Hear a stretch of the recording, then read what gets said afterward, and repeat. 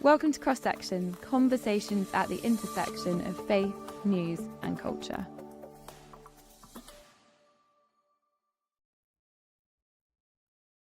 Well, hello and welcome to Cross Section. Something reliably informs me we are in Season 9, Episode 7, though you probably don't care about that. But more importantly, I am joined by Danny and Alicia. Alicia, first off, where are you joining us from this morning? Yes, I am in a Premier Inn in Manchester. I came up here for an evening event, and so glad to kind of be tuning in from a different part of the country. Wonderful. And other budget hotels are, of course, available. Danny, where are you joining us today? I'm at home in South London today. Brilliant. It's Friday morning. I'm not sure that's as relevant this week, potentially to some of our news stories. But we are thanking you, first of all. We put out last week's episode on YouTube. That was a sensation in our world. That was an incredible number of views. So thank you so much if you were watching or are watching on YouTube. So they are available there as well as wherever you get your podcasts. Thanks to Ben for a little shout out email and a thank you email. A reminder again, you can email us at cross.section@eauk.org.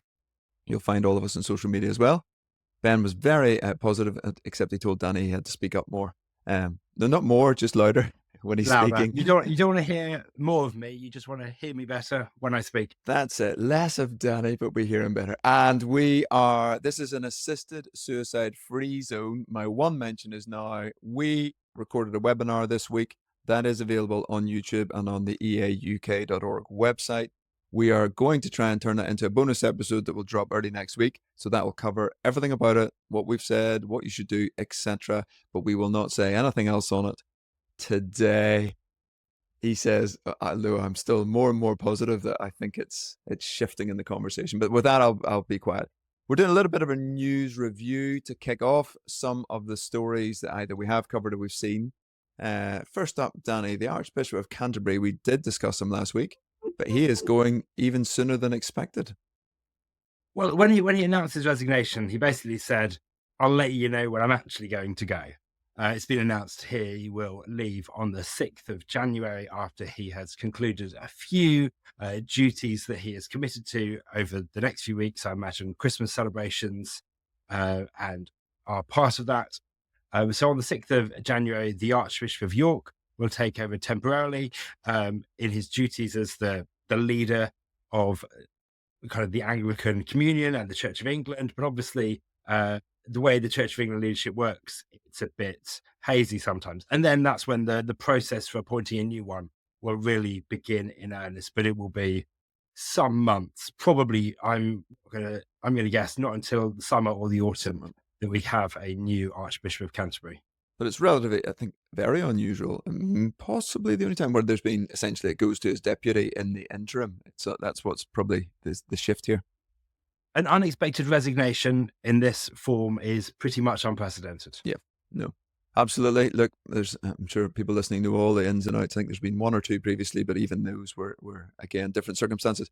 Next story, Alison Pearson, free speech. Alicia, I'll come to you first. This is a Telegraph journalist. Essex police turned up at her door Sunday morning, Remembrance Sunday, 9:30. She's in her dressing gown, banging the door down because she tweeted something a year before. The case, well, it's not even a case, sorry. The investigation has stopped. Any thoughts? It seems a big story rumbling in the background on free speech. Yeah, for sure. I think in many ways it's a story partly because Elon Musk posted on X, pushing back and made a very direct comment and saying what's the state of the UK, that police are now investigating online social media posts rather than dealing with the rise of kind of violence in community or other actual crimes. So that's one part why it's so popular in the news. And then it's this ongoing conversation. What's the role of the state? What are non-hate crime incidences? It's the reporting of incitement to kind of either racial or religious hatred. It's monitored online. It's the perception of an individual in terms of whether they've been offended. And Essex police are now stuck in that they've kind of gone out full throttle in terms of this investigation. I think Alison Pearson and other journalists have kind of rode in behind that, saying, what is the role? Why is this being monitored online? You've had the leader of the opposition in Kemi Badenoch and others talking about that policing should be involved with engaging with actual crimes rather than dealing with kind of social media posts. So there's a lot of division in terms of the role of the police. And then there's that ongoing conversation. Are we free to speak our mind without consequences? So this is the reason why this news story is kind of rumbling, and there's going to be further investigation on it. So I think as of this morning, the Essex police are saying they're not going to proceed with any charges against Alison Pearson. But certainly my own perspective is, look, you can absolutely commit an offence on social media. I think the idea that just because it's on social media, it can't be an offence is both daft and not correct at law.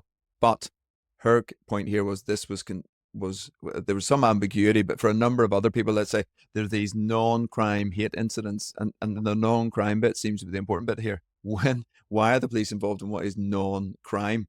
And it does feel to me a little bit like the thresholds are very unclear in this, and we do need more clarity. I mean, I, as somebody who posts a lot on social media, has considered whether to join the Free Speech Union, what are the legal implications. And I say that as a former lawyer, I'm definitely very alert to where you can cross the boundaries here. So it's a story we may come back to. We are very interested in where the freedom of religion, free speech goes.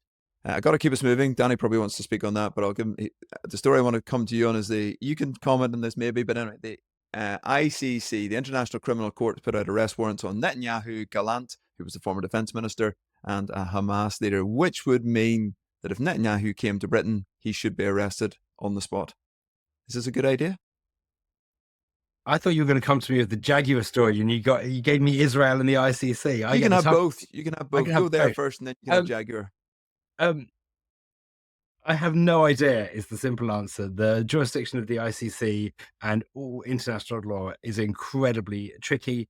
It does probably mean that Benjamin Netanyahu is less likely to leave Israel in the near future. This has happened with a number of people in other countries over the years, and generally it means that they either go into self-imposed exile in their own country, or they only ever travel to friendly countries because they know that they are at risk of arrest if they do so. But it will receive quite a lot of criticism because of the politics, and is the ICC becoming over politicized in focusing on Netanyahu with this charge, and then it's whether this actually does any lasting damage to the credibility of an international war crime system. I think that's the bigger thing, isn't it? The credibility, and more largely. And Gallant is considered the more moderate figure, if anything, and he's included. And then they have a Hamas leader, is how the Times phrased it, and putting everybody together, I'm not sure is the most helpful. But you thought I was going to come to you to say, Jaguar goes woke. Will it influence your next car choice, Danny? Probably not, because I probably can't afford a Jaguar, so I doubt it's going to influence that. And I'm not looking to trade up my good old Toyota anytime soon. A Jaguar rebrand, big rebrand, change the font of their logo, which is probably the relatively minor part of it, but also received a huge amount of controversy for going kind of uber woke, perhaps. They didn't focus, there was no cars in the actual advert. People have said, you've killed off a legendary brand. So let's just say it wasn't received in the most popular terms. It's funny with the kind of go woke, go broke kind of mantra coming out. They seem late to the go woke, and at the moment when everybody seems to be turning on that idea, they seem to have gone all in. But we'll see where that leads to. It probably won't affect any of us personally. Next story, as I quickly rattle through. Danny's wanting to jump in again, is he? No, right. I was just going to come in and say that the other car company with an advert out this week was Volvo. Although actually, I think the advert was from a couple of months ago, but it got a lot of pickup on social media. It's a 3-minute 46, very professionally, I think, Oscar-nominated director, very family-friendly, family-centered advert, focusing on Volvo's safety, but also being picked up by some of the, let's just say, anti-woke warriors as this is what a pro-family car ad should look like in criticism of Jaguar. Well, you can check that out, peeps, if you want. The Conclave, I want to move to Conclave. So I was looking at the story about Jordan Peterson. He's got a new book out, We Who Wrestle with God. But in the process, I kind of stumbled across an article in The Guardian about Conclave. Stanley Tucci, one of the actors in that, saying, community is something we all long for, and there's no question that the church does that. Positive comment there. But we create these ideas of God or gods because the world is chaos. That's what linked to the kind of Peterson idea for me. It's to dispel our fears. We have no control of our lives and what causes anxiety. Fear of death is the most potent, and we've created these constructs to enable us to live better. Alicia, you actually were at the premiere of Conclave. Any comments on the Conclave movie? Well, listening to the Guardian input from Stanley Tucci, I wouldn't even have assumed that they were the key themes from the film. So I feel I need to actually read his article in order to understand the film that I watched. I mean, it has stirred upset, particularly within the Catholic Church. I think Bishop Barron has come out quite strongly in kind of advising, don't go watch this. This isn't an accurate representation of the Catholic Church. It does cut on kind of the core themes that have been around in the last, in recent months, in terms of the role institutional church, its failing, the politicizing behind the scenes. It's an entertaining watch. It comes with a twist at the end, which I won't reveal, that kind of leads into the cultural conversations. But yeah, in many ways, a light watch, but it's a challenging watch in terms of the role of faith and sometimes that the issue of power and how that plays out. And then I got there in a complicated way, but I'll come to you because it was to do with Jordan Peterson's 500-page word, We Wrestle with God. Rowan Williams says he's a cultural warrior out of his depth. And James, that was in The Guardian, James Marriott in The Times was like, it's rambling, hectoring and mad. The conservative polemicist's new book is a bizarre study of the Bible featuring Jiminy Cricket, Harry Potter and Tinker Bell the Porn Fairy. Discuss. Jordan Peterson is a fascinating character, and I probably will read this book. I have also read Conclave. It's a thriller from Robert Harris. So I read the book. I know what the twist is, but I will probably go and see the film too. But Jordan Peterson, he is a fascinating thinker because he wrestles with big ideas. But I think one of the issues is that he tries to do it all from scratch. He tries to suggest that he's able to come up with all these ideas rather than actually engaging with theological tradition, other writers, what's already out there.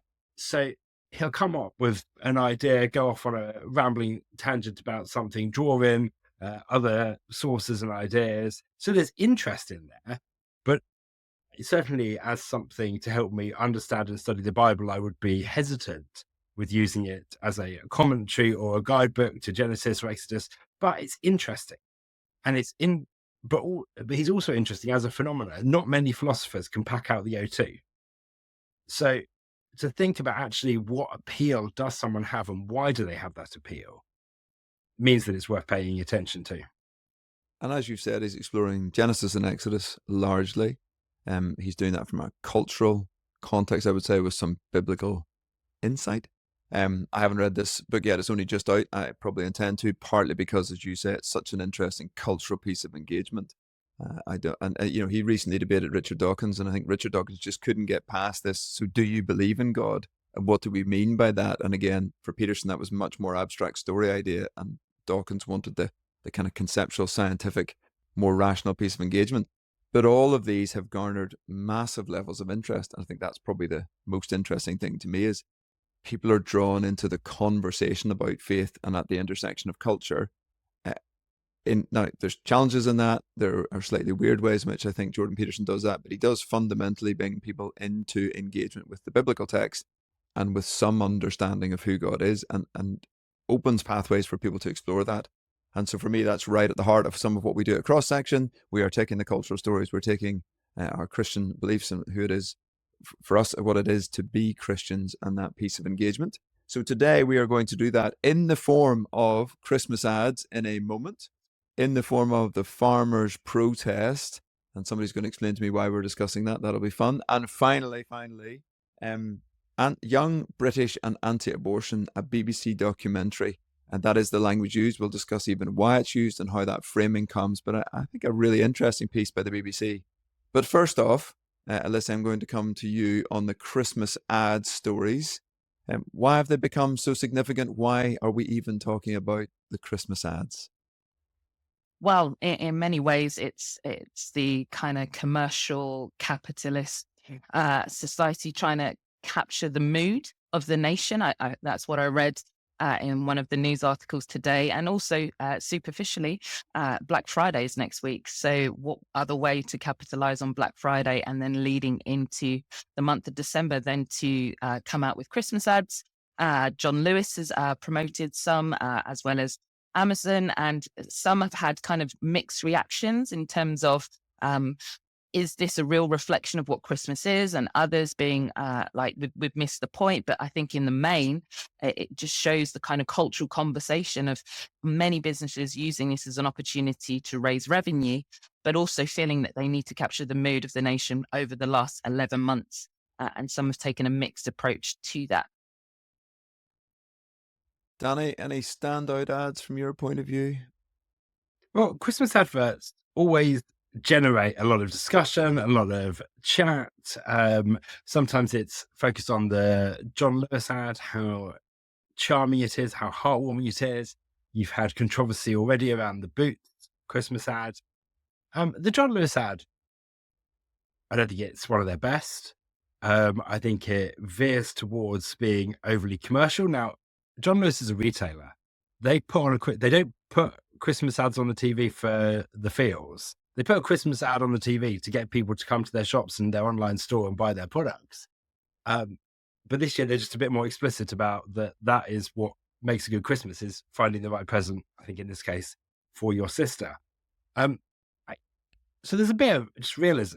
Companies put on Christmas ads because they want customers. That's fine. I think one of the things that annoys me is the over commercialism, in the sense that if you are really going to enjoy Christmas, you need to spend money. I saw an advert for a kind of a payment system where you could spread your payments over the 4 months. It was basically, don't worry if you can't afford this before Christmas, you can spread it out for the 4 months after Christmas. That just rankles me, and the idea that we are encouraging people that spending lots of money, getting the exact right things that they want at Christmas is the key to happiness. I think there's a challenge in all of that we buy into it, whether it's in our families, in our social settings, that we need to do this or do that, or buy this or buy that. But I think when you see it quite explicitly in some of the adverts, it hits home that I'm like, actually, no. Getting into debt for half of next year just to have a day or a short celebration that you enjoy is a really bad idea. No, listen, in a minute I'm going to ask you for your favourite ad, but Danny, the other thing that sometimes people do is they make controversial ads so that people like you get your most quotable quote. Yeah, sometimes I get baited, and I get baited very easily at this time of year. Most infamously, it was a few years ago, Greggs ran an advert with a sausage roll in a manger. The journalist called. In fact, the first time the journalist called, I actually turned it down. I was like, oh, no, I'm not going to bait it. The second time a journalist called, I was like, it's a quiet day. I'll give them a quote. I was glad it was a quiet day because everything went a bit crazy. I was in the New York Times the next day, LBC, all over the media. And I think my quote was something about like, I'm not very outraged about this, but I still managed to get into the press over it. And then I made the Sun earlier this year commenting on hot cross buns. And again, not being particularly outraged about hot cross buns with ticks on. It's your new Twitter bio, not very outraged, from South London. So, Alicia, any ads? You've talked about the general, but anything that has caught your attention? I mean, I'd be lying if I had said that I've watched a Christmas ad. I've been too deep in the engagement on the topic that we said at the start that we would not be talking about at this moment of time. So I look forward to engaging in the Christmas ads as and when. What did come in the post this week is I did buy a J. John Advent devotional series, actually, I need to be a little bit more intentional in really focusing mind and reflection on that. So not a Christmas ad, but definitely looking forward to a devotional in the Advent series. Well, as you all told me I had to get ready for this, I watched loads of them then. So I thought the JD Sports one, the family portrait, an interesting one. I think there's younger influencers, but it's all about their family. I like the John Lewis. I think it's worth saying not that I like it, but because I know Chris has a similar, Chris Kandaya, formerly of this parish, has a bit of a critique like you, Danny, that's a bit commercial. But it does do a little Narnia moment. There's a moment where the girl goes into the store, pulls through all the racks of coats and steps into a place of mystery. And a number of people have commented that there is a nice little Narnia reference there. So I like that. And Aldi's got Kevin the Carrot back. And the Christmas spirit is stolen. The humbugs learn that Christmas is better when goodwill is returned.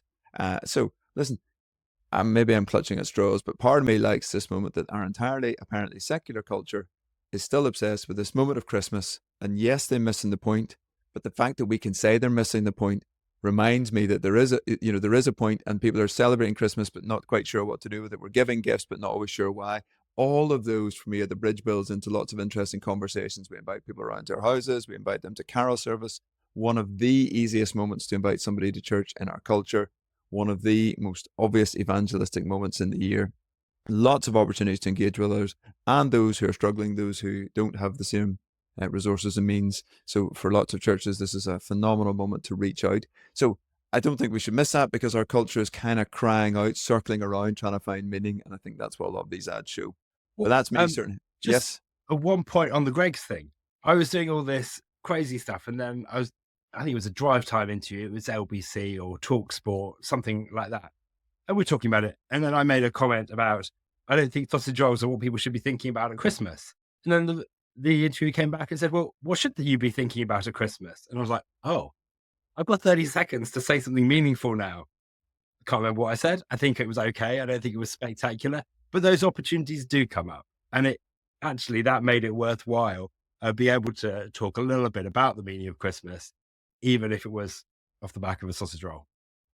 Excellent. And I certainly noticed how many ads. We're very happy to say Christmas. We haven't done the American holidays thing, it seems to me, or there seems to be almost like a reverting back. A lot of the ads a bit more traditional, a bit more centered on Christmas, a bit more on family. But anyway, lots more can be said. You two put the farmers' protest down, and I basically said, why are we talking about this? Danny, I'll come to you first, because Alicia's going to lead on our final story. So why do you want to talk about the farmers' protests? What is this protest, for those who might not know? So the farmers' protests are largely sparked by proposed changes to the inheritance tax regime, where agricultural land someone who's passing on agricultural land over £1 million will be subject to inheritance tax. There'll be some relief on that, so it won't be quite the same level as on other assets. But the main criticism is that a lot of farmers might be asset rich, relatively, that they have land that's been passed down 2 generations, but they're cash poor. So actually they would have to then sell the family farm in order to pay for the inheritance tax bill. And what that would actually mean is big agricultural companies would buy that land up, and it would have a significant impact on the farming heritage of our country. I come from farming heritage. I understand some of that. I very briefly, when we were selling my granddad's farm, thought, oh, I could become a farmer, and then decided that was probably not the life for me. But the strength of feeling is quite significant. But on the other side, the criticism is that people, and rich people, buy agricultural land because it is a way of avoiding inheritance tax. So that criticism has been leveled at Jeremy Clarkson, who is also the leader of much of this protest. They took their tractors to town on Tuesday. But it also is interesting for the politics of it, because Labour won a lot of agricultural seats that they hadn't won in the past. So previously, they weren't so dependent on votes from the seats in these places. Now, more of their MPs do depend on votes from a farming constituency. There's been a lot of speculation. Will there be some mitigation? Will there be some shifting on this? At the moment, there's no sign that the government are changing. But we'll have to see whether it picks up and whether it has any wider political impact. Yeah, look, and we're not commenting on the detail right now, because I think you said, I think, 1 million, and there's a bit of a thing about the thresholds and spouses and where it could go. So in case somebody writes in and says, was that entirely accurate? Even I'm not sure. And then it says they do get, it is complicated. And if it's spouses, you can get up to potentially 2.5, 3 million they're talking about, but that's lots of things in there. Alicia, farmers protest? I think for me, aside from the politics, I think it's encouragement that there's something about a minority voice within British society. How often do we hear from farmers on all issues going across the UK that felt so impacted by government policy that their response was to take to the streets? If you were in London, descend upon Parliament with their tractors, and not just them, but it was a complete family affair in that there were children on kind of their kind of toy tractors cycling around kind of Parliament Green. And I think for me, the learning in that kind of activism, that kind of a minority group saying, actually, this impacts us. We're not happy with it. We're not happy to the point that we're prepared to leave our farms where we're at and take to the streets and make a public demonstration for that. And I think there's something to learn for the church in terms of how do we take policies that are impacted or that come nationally from the government, and how do we take to the streets in a prayerful or peaceful protest and demonstration way to acknowledge that we're not happy with that. I think that's my main learning, that kind of activism in the streets, and how much more the church can learn from that and engage both faith and politics in a constructive dialogue and seeking change on that. So for me, that's the reason why the farmer's story is one to talk about. Yes, the politics and the pushback from kind of a government policy and the budget, but also to explore that kind of activism. How do we as a church, a minority voice within UK politics and policy making, become more effective in collective voice and engaging on key issues that impact the church and those that we seek to serve? Well, you're listening to Cross Section. We'd love you to share and tell others about it. You can email us at cross.section@eauk.org. I am so close to doing my assisted dying free zone, but we are in the little moment of ad break. And there is a reminder, because you've just said about how activism does work and the different forms it can take. On assisted dying, we do want to say, writing to your MP, this is one of those moments where it absolutely has an impact. Even if your MP's already decided, we know that so many are hearing it in their mailbag. So even if they've decided, that might impact a second vote or where it goes next, we don't know. But listen, if there's a issue right now that feels like it's in the balance, it's this one. I think when this first came out, I'll say for me, I thought, oh, this is probably going to go through and we're going to have to work to mitigate it. It now feels like it's very possible that this gets knocked down on the first vote. Not likely, not a given, but possible. So you go to eauk.org website and you will find the Write to Your MP function that will automatically set up an email for you. We would encourage you just to add something of your own story if you've got one, if it's been real to you, if it's impacted you in any way, shape or form, and absolutely reach out to your MP in any way, shape or form. Also on the protest idea, we come to our final story, which is a documentary on the BBC, Young, British and Anti-Abortion. And actually that phrase is not one I usually like. I would consider myself pro-life rather than anti-abortion. But in this particular instance, this is about Gen Zers who really own that phrase and say, yeah, we are around this. Some are coming from a Christian perspective, some not. I suppose in summary, I actually thought this was a pretty interesting documentary coming out of the BBC, far from perfect. Alyssa, you've watched most of it, so give us a sense of what is it covering, what's the approach? Tell us a little bit more about it, for most probably haven't seen it or even heard about it. Yeah, absolutely. Would encourage others to engage and to watch the documentary. The BBC are covering part of the US ripple effect. That's the framing. That's the where it starts. Since the Roe v. Wade overturn in the US, they're exploring how, if at all, there's that same level of kind of cultural conversation in the UK. And the filmmaker that is studying this became aware of a rise and a movement amongst kind of Gen Z young activists in the UK that are very outspoken on the issues and the concerns of abortion in the UK, and very much wanting to engage and trying to change the the cultural narrative around this. I think more often than not, we think this is a settled conversation in the UK. And in many ways, at a policy level, it can feel like that. But there are murmurings within communities of different groups that are really speaking out. They follow an interview at length. One Gen Zer who takes to TikTok. Her name's Eden McCourt. She is outspoken. She has many kind of TikTok views talking about the issue. Her approach on social media is one of provocation.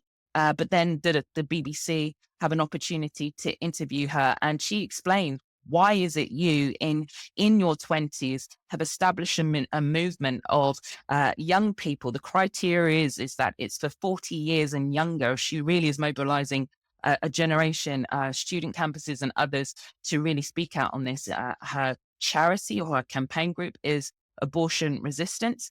And so there's that dialogue and conversation with her. What was the motivation? And for her, it was that her younger sister, who was diagnosed in the womb with severe disability, medical practitioners were informing her parents to kind of move with determination, saying that the quality of life wouldn't be possible, that, she wouldn't be able, the child wouldn't be able to see, and etc. But her parents continued on with the pregnancy, did give birth. And yes, her younger sister was severely disabled, but she spoke about how for 4 years she saw in her complete joy. And that is what motivated her to kind of engage and say the culture conversation around this needs to shift, that those with a disability don't have a lesser than value of life, but actually our abortion policy is too pervasive in that sense of disregard. So it follows her story, and then it moves on to Madeline, who is a activist that goes and speaks kind of pro-life society groups across the country. And it just really the confrontation on university campuses. And then it ends and rounds off with what was the March for Life that took place in October this year, which is incredibly funny because I was at the march and was speaking to both of those individuals in Eden and Madeline on the protest, on the march, and was thinking there is a real presence of high quality videography here. And little did I know it was because the BBC journalists were there recording it. And so it concludes. And so the BBC are kind of exploring, or at least this filmmaker, in terms of the rise of kind of what they call anti-abortion Gen Zers, who are committed to kind of giving their lives, both in activism and public awareness and campaigning, to really change the cultural conversation on this. So it's definitely one to engage in and one to watch. Yeah, I certainly think from a BBC perspective, nobody's neutral, and we've talked about this. There's no such thing as a neutral worldview, but this was as close as I've seen to a fairly open-handed, I would describe it, engagement. It's not totally uncritical of those involved, but at the same time, it's significantly more welcoming. I think as Eden, I think it's Eden McCourt Lee. So they interview Eden. She can't do it in Eden's house because Eden says it's not safe to do that. She's had death threats. And so she comes, and as she leaves, the Poppy J, I think is the lady who does the documentary, says, I just find her really friendly and convincing. I said, I don't agree with everything, but most of what she said I agreed with, and I found her incredibly engaging. And it's that personal piece that I find the shift. I'll come to the protest in a minute, but Danny, you've watched at least part of this. What were your kind of thoughts in seeing it? Yeah, I watched some of it yesterday. I think what struck me was just sometimes how far apart, though, the conversations in different parts of this debate are, and the almost incredulity, if I've got that word not quite right, of one side against the other. They just can't quite work out, how could you think that? Or your frame of reference is just so different to mine. The idea that any life in a womb at whatever stage should be afforded human rights, versus, well, why on earth would you tell a woman she has to carry a baby through to term if she doesn't want it, or if it's going to cause her financial difficulty or education or suffer? Why should you be requiring her to have a baby against her will? The frames of reference of the two different sides of the debate are so far apart. And I think that is one of the challenges for engaging in this issue. Is, I agree, Peter, I think it is quite an open-handed debate. the main people are given plenty of space to talk. You feel like you get a fair reading of what they're saying and what they're trying to say. But it does just demonstrate the chasm that exists between parts of this discussion. Yeah, I was particularly struck, Alicia, you said about this, that Madeline goes to a university, one in Manchester, and the protest, I mean, to call it a protest, I mean, it is aggressive, it is masked, it has umbrellas up, they want to hide their faces, they are shouting things we couldn't even say on the podcast. The language used, there's police presence there with her throughout that, because it is simply not safe for her to enter or exit without that. They are shouting to shut her down so that she can't speak, trying to refuse her entry. And this is the weird bit, and the commentator says this, Poppy J says, I find this weird. These guys are supposed to be pro-choice. They're supposed to be in favour of a kind of liberal democracy and open speech and all those things. And yet their only resource at this moment, or recourse, is to try and shut down this person that they can't understand, to deny her kind of feminist rights, her freedom of speech, that she's talking about human rights. And you could see she was visibly shaken, that the interviewer that night, by the way the whole thing had unfolded. I mean, it was totally unsafe in a way, and the police were sort of engaging with that. So that was a beach. In any other circumstance, I think that would be in the news and in the headlines. It's not, and I think it's worth us as Christians watching how these young ladies, in particular the two of them, there's another guy, James, interview, but these two are much more on the front line in what's quite a toxic environment, but finding ways to reframe it. I'll come back to you, Alicia, just for some final thoughts on the documentary. No, absolutely. And I think in just picking up on the experience that Madeline has in any other context, that would be considered harassment. And the police would know how to intervene in this. And I think that speaks to how the issue of abortion silences even common sense, even the discernment of hate being fueled by that, even kind of the use of, we were speaking earlier on in the episode about how free speech, there was a lot of free speech and the right to protest being used to intimidate and incite violence and incite harm to Madeline. And yet because it's on this topic of abortion, the police felt somewhat dumbfounded, and the journalist, even though she is opposed personally to the idea of kind of the pro-life movement, was somewhat struggling and wrestling with that. And I think it shows the cost that is involved in speaking out on this. Many of our listeners know to say that we don't move naturally in the culture's stream of, yes, pro-choice, a woman's body to choose, a right to choose. And if you question that, even to kind of raise factual insights to that, it comes at a personal cost. And my kind of inspiration all the more is to be emboldened to kind of share, particularly this documentary. I'm going to post it out on LinkedIn, and I anticipate there will be a strong reaction when I do that, but to encourage the church, Christians, believers, that to speak of the life of the unborn and the mother in dual conversation is important, is a hot issue of justice and love, and the law is failing many, many, many thousands of people. And we need to, as the church, kind of be confident to lean into that conversation. And where we lack confidence, my goodness, Both Lives are doing an incredible job, which is a campaign that runs through the Evangelical Alliance in equipping the church to speak up and know both the medical but also the pastoral response in this. So I implore within the next week, do check out this documentary on BBC. Great. Look, this week, last Well, couple of weeks, we maybe had a maybe- very clear dominant storyline in terms of assisted dying or the Archbishop of Canterbury. This week, we've pulled on a number of different threads. But for us, we're saying, hey, it's a weird moment. We've got these pro-choice protests, but actually the way they're being picked up by the BBC is a really open framing. You've got all these conversations about Christmas ads that open up incredible opportunities to discuss what is going on and why Christmas is so fundamentally important. You've got Alison Pearson being arrested on the one side around free speech and the tensions around that. And yet the newspapers are carrying all these reviews of Jordan Peterson's books, How Do We Navigate Chaos? And even though they're somewhat critical, the core storyline, the title of the book is We Who Wrestle with God. Now, I may have questions of how he's wrestling, but what it's doing is placing right at the heart of some of our cultural conversations, The Guardian and The Times, both reviewing this, saying, okay, what do we think about this and what this guy is saying in this moment?